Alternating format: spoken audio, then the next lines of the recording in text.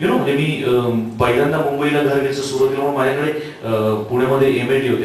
मी आमचा संदीप आम्ही फिरायचो माझ्या एमआयटीवर त्याच्या एमआयटीवर. ती माझी अत्यंत आवडती गाडी आणि पहिली अशी वस्तू जिच्यावर मी जीवापाड प्रेम केलंय कळायला लागल्यापासून.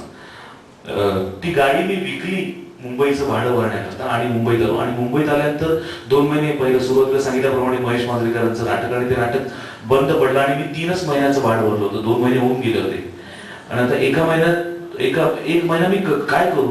आणि एका महिन्यानंतर ते बाईने मला घराबाहेर काढलं. मुंबईची त्यांच्याकडे राहत होतो. माझं मुंबईत कोणी नातेवाईक नाही.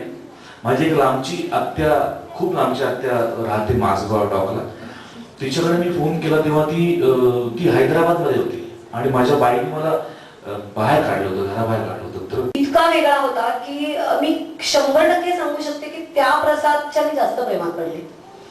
ज्या डिवोशननी, ज्या पॅशननी तो येणाऱ्या प्रत्येक मुलाला, फक्त मला नाही, माझ्यात इंटरेस्ट होता म्हणून मला नाही, पण प्रत्येक मुलाला, बेसिक मुलाला सुद्धा त्यांनी ज्या पद्धतीने तयार केलं त्यावेळेला, म्हणजे त्या ग्रुपमध्ये अशी काही मुलं आहेत की त्या प्रोसेसमुळे आज त्यांना या फील्डमध्ये करिअर करायचंय.